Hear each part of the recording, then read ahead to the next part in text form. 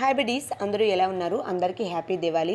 ప్రతి పోస్టింగ్లో మేము దివాళీ డ్యూటీలో ఉండే ఫ్యామిలీ మెంబర్స్తో సెలబ్రేట్ చేసుకునే వాళ్ళమి. కానీ ఈ పోస్టింగ్లో మా ఇంటికి మా మరుదులు వచ్చారు. వీళ్ళు ఇక్కడే వర్క్ చేస్తున్నారు. ఇంకా నైట్ టైం కూడా అయిపోతుంది కదా. దివాళీ డే టైం కంటే నైట్ టైం సెలబ్రేషన్ ఎక్కువ ఉంటుంది.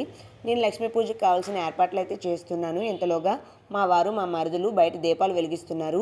పూజ దగ్గర క్రాకర్స్, స్వీట్స్, ఫ్రూట్స్ అన్నీ పెట్టి మంచిగా లక్ష్మీ పూజ అయితే చేసుకున్నాము. పూజ అయిపోయిన తర్వాత మా వారు స్వీట్స్ తినిపిస్తూ అందరికీ దివాళీ విషెస్ చేస్తున్నారు. మేమైతే క్వార్టర్స్లో లేము, బయట ఉంటున్నాము. అదే క్వార్టర్స్లో ఉంటే అందరి ఇంటికి స్వీట్స్ పట్టుకొని వెళ్ళి విష్ చేస్తూ మంచిగా సెలబ్రేట్ చేసుకునే వాళ్ళమే. ఇంక ఈ ఇయర్ అయితే బయట ఉండడం వల్ల ఇలానే సెలబ్రేట్ చేసుకుంటున్నాము.